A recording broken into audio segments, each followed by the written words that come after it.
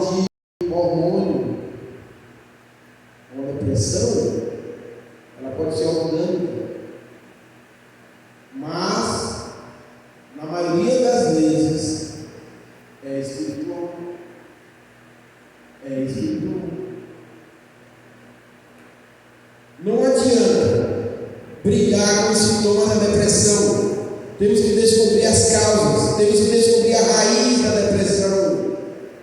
Como foi preparado o seu solo, que semente foi plantada nele? Quais as causas da depressão? São muitas as causas, aquelas que não temos conhecimento nenhum e que estão dentro de nós em oculto. Irmão, como você vai descobrir por que você está com depressão? Como que você vai descobrir? Você chega para o médico,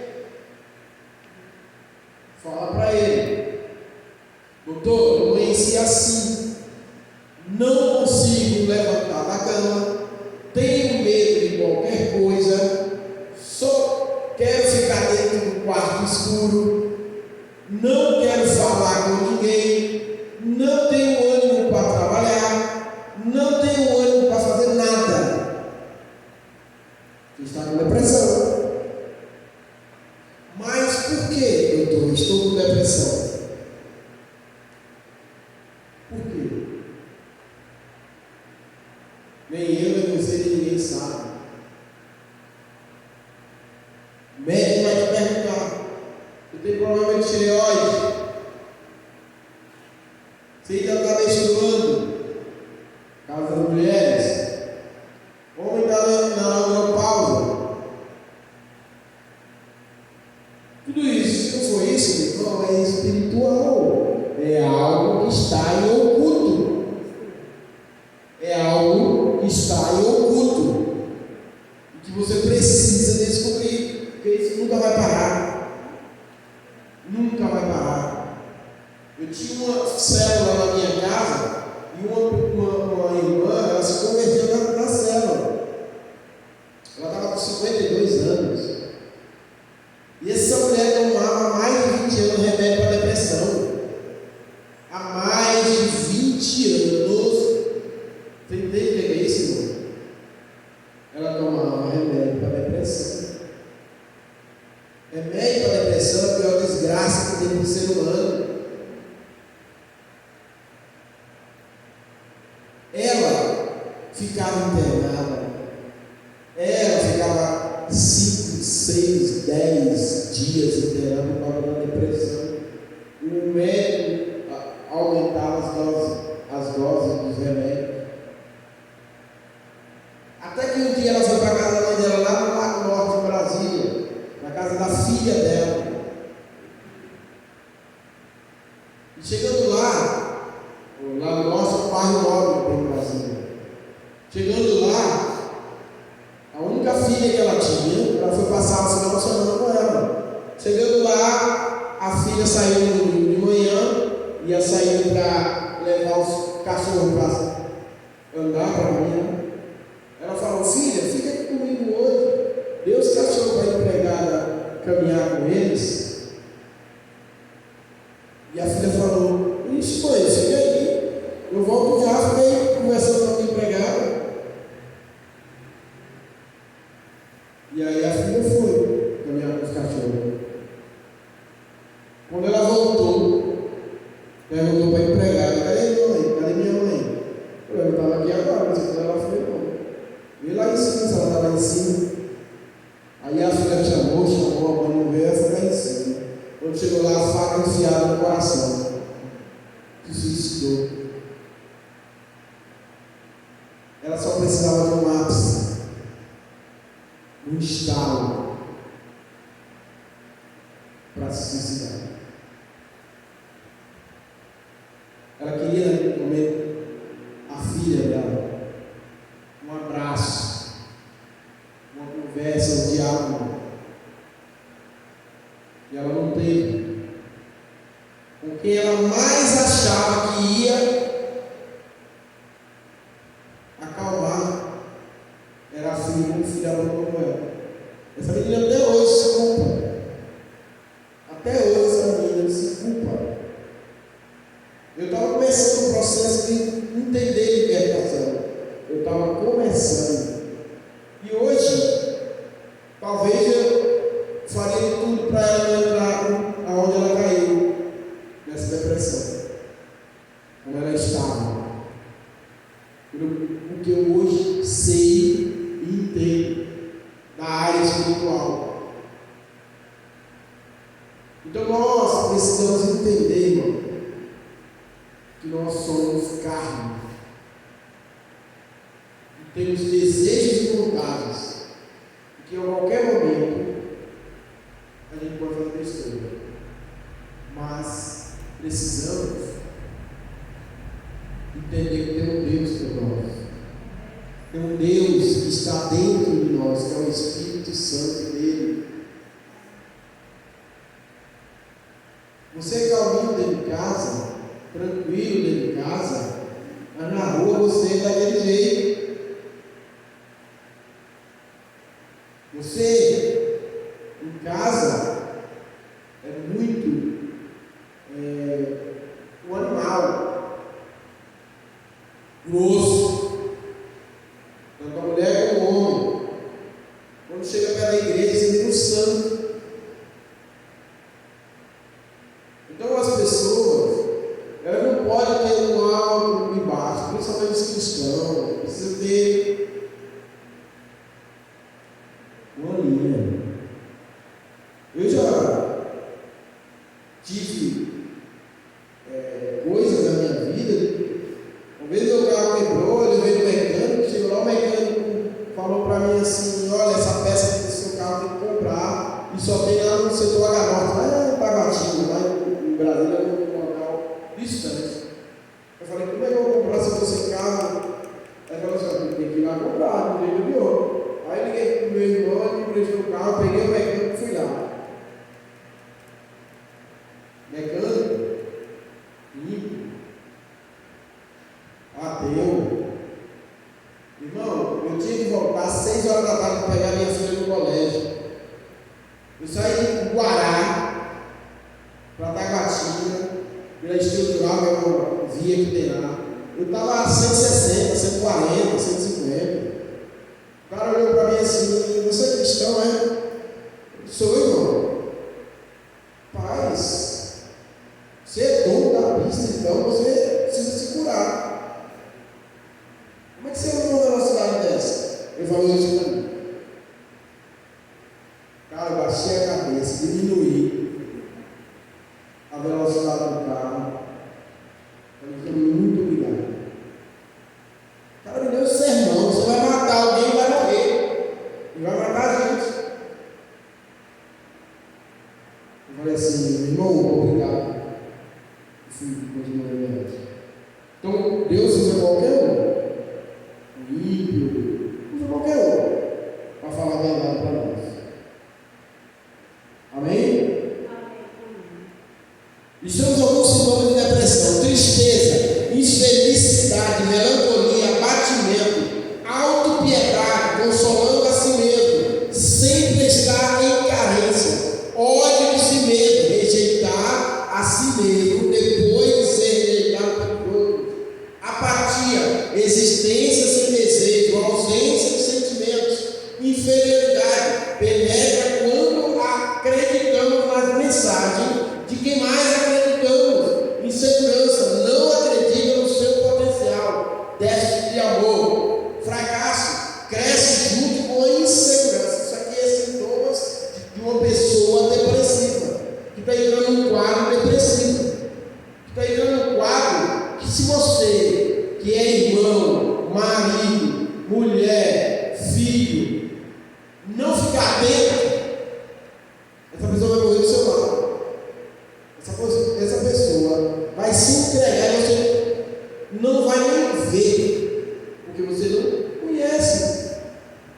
Então, quando você vê uma pessoa se escondendo, triste direto, se auto-piedade, eu estou mal, minha vida, não sei o quê. Meu irmão, tem ódio de si mesmo: eu não presto, eu não sei o quê. Sabe?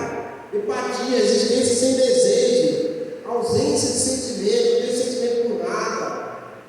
Fique ligado. Fique ligado. E o demônio, ele vai preparando o campo dessa pessoa. E ela chega a suicidar-se. Porque precisamos separar o que é espiritual das coisas naturais no momento do aconselhamento. Irmão, a pessoa que quer ser um líder, que é um líder, que é pastor, ele precisa entender essas coisas aqui. Porque o líder vai aconselhar a sua ovelha, o pastor vai aconselhar a sua igreja, a sua ovelha. Então ele precisa entender o quê? Se aquilo que aquela pessoa tem é espiritual ou orgânico, natural. Se ela está doente porque comeu uma comida e o estômago está doendo. Se ela tem tireoide, se ela tem diabetes, se ela tem problema cardíaco. Então ela tem que entender isso no aconselhamento. Porque muitas pessoas, muitos líderes, aconselham as ovelhas achando que ela tem um problema espiritual. Na verdade, a pessoa está doente, tem que ir para o hospital, tem que ser tratada por médico. E como é que você vai descobrir isso? Fazendo um mapeamento. Assim como os espias fizeram, Josué mandou os 2 espias para fazer um organograma da cidade de Jericó, para ver onde era o local mais frágil. Assim somos nós precisamos fazer uma varredura primeiro, bater um papo tranquilamente, porque quando a gente atende as pessoas, a gente demora 3 a 5 horas, porque essa ficha aí que está na mão de vocês é uma ficha que vai dizer tudo, e a gente vai estudar as fichas, a gente vai olhar as fichas. E a gente hoje tem um pouquinho de tempo já aconselhando, ministrando libertação. A gente pega uma ficha e já sabe se a pessoa está mentindo ou não. Já sabe se a pessoa, o que é o problema da pessoa, se é rejeição, se foi falta do pai, que ela hoje sofre com isso, e etc. Então isso aqui, existe o pecado e o pecador. Quem é você? Como você foi gerado no útero da sua mãe? Você foi gerado de um casamento ou de uma fornicação? Isso que é o maior problema do ser humano, um dos maiores problemas do ser humano. Quando seu pai encontrou a sua mãe por aí, fornicaram, e nasceu você. E aí, você hoje está aí, sofrendo. Não sabe por quê. Foi uma fornicação. Porque quando é um casamento, o casamento foi na presença do nosso Deus. No mundo espiritual, isso é muito bom. Eu vejo pessoas que têm 10 anos que moram juntos, cheios de problemas. Mas problemas que você sabe que é por causa do problema que eles não querem casar. Filhos é quem são mais atacados. Tudo recai sobre os filhos. Então a pessoa não entende que o mundo espiritual, a carga vai para os filhos. Não é para essa própria pessoa. A própria pessoa vai sofrer, porque está vendo os filhos sofrerem. Cai tudo para os filhos. 1 Coríntios 6, 18, 20, Romanos 1, 27, Juízes 8, 31, 33, Juízes 11, 1, 2. Tudo fala desses pecados. Talvez você foi rejeitado ou seria abortado. O que você ouvia dentro do útero da sua mãe? Você sabia que uma criancinha, um bebê, começou a ser formado, ele já ouve tudo através da mãe? Tudo através da mãe. Está ligado no umbigo, cordão umbilical. Tudo, chupa dedo, faz gestos, bate seja. Tudo isso. Através da mãe. Quem te preparou para a vida enquanto você dormia e crescia?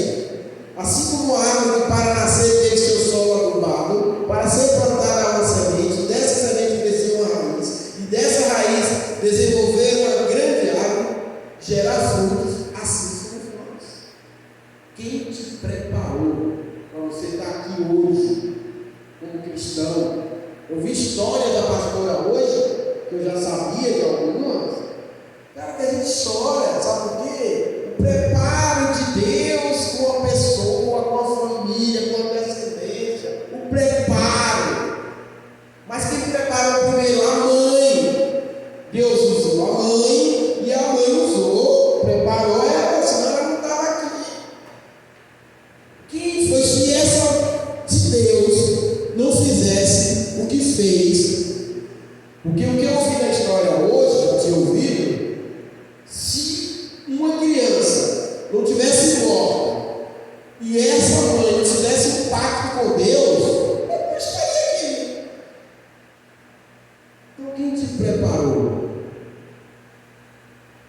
para você estar aqui, para você ser um cristão? Talvez ninguém preparou você. Talvez ninguém. Isso pode acontecer, porque nada é uma regra. Não é regra. As pessoas que estavam no meio de uma família caótica e eram um cara, um pastor renomado. Eles foram uma regra.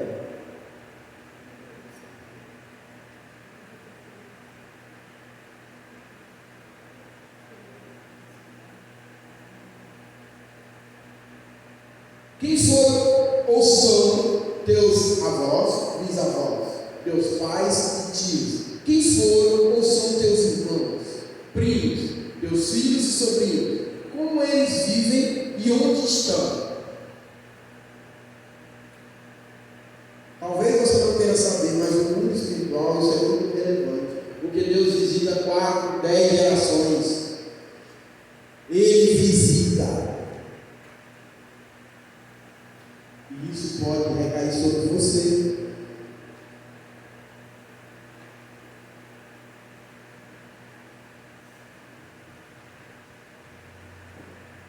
Aí, esses versículos tudo falam de geração. Todos esses versículos, todos esses versículos falam de gerações. E você pode ir lá e estudar sobre isso, sobre gerações. Venda de drogas. Quantas famílias você viu, teus familiares em 4 gerações ajudaram a destruir vendendo drogas? Quantas? Grilagem de terra. Quantos terrenos de grilagem de terra você viu? Teus avós, pais e tios, irmãos e primos, podem ver teus filhos e sobrinhos comercializar ilegalmente. Irmão, isso aqui é um horror na vida de uma pessoa, de um ser humano. Grilagem de terra. Terra, se você tem uma casa hoje, e você vê tanta coisa acontecer lá, e daí você pergunta para sua mãe e seu pai: mãe, como é que a senhora conseguiu esse terreno? Ah, minha filha, isso aqui foi do meu pai. Como é que o pai da senhora, meu avô, conseguiu esse terreno? Ah, minha filha, meu avô, matava para tomar as terras. Sério? Então aqui teve derramamento de sangue nesse terreno, mãe? Teve. Muito sangue derramado aqui nesse terreno. Está condenado, irmão. E isso vai passar para cada um. Em Minas Gerais, o pastor Bote estava ministrando lá. Uma cidade do interior de Minas, o cara era milionário, tinha um monte de fazenda de terra. De repente começou a perder tudo. Já estava perdendo a metade. Aí o pastor Bote estava ministrando, o prefeito da cidade falou, o dono das terras lá, o fazendeiro: ó, tem um pastor aí que conhece desse negócio espiritual, você quer conversar com ele, porque você está perdendo essas terras? Ele falou: não, eu vou lá. Aí foi à noite assistir o seminário. Quando estava lá assistindo o seminário, chamou o pastor Paulo, depois terminou, o prefeito veio e tal. Daí ele começou a falar: olha, eu tinha muita terra, eu tinha muita fazenda, eu tinha muito gado, tinha muita coisa. De repente eu comecei a vender tudo, já estou terminando.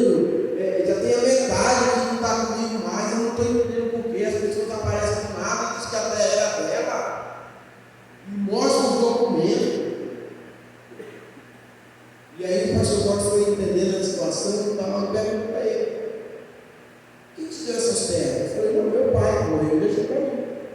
Você sabe a história dessas terras do seu pai? Não, meu pai, o meu avô, ele tinha uma gangue que matava as pessoas para tomar as terras. Era dono do cartório, ia lá e passava para o mundo. Derramamento de sangue, meu irmão. Vocês vão ver na apostila aí, que nós vamos falar daqui a pouco, que é derramamento de sangue no útero da mulher que ela te aborta. É a mesma coisa, é o solo. É o solo.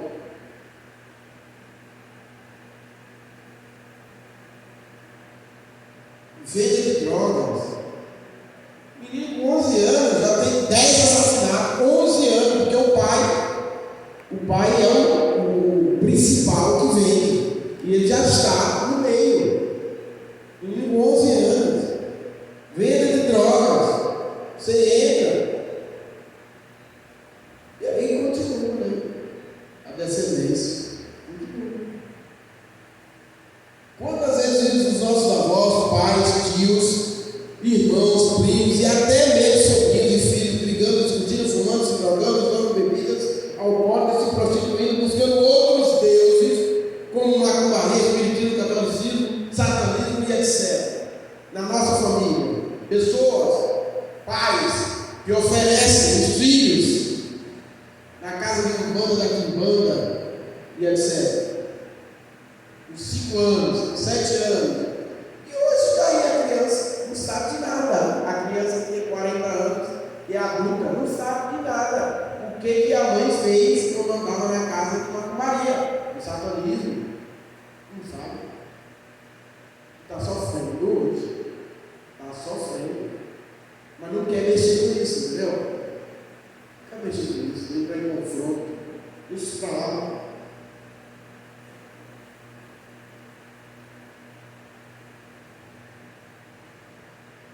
Será que você não foi oferecido a um deles? Talvez você não queira saber, mas será que a sua vida não está nessa situação porque você foi oferecido para essas entidades assim que nasceu? E hoje você está sendo perseguido por um espírito maligno há tempos.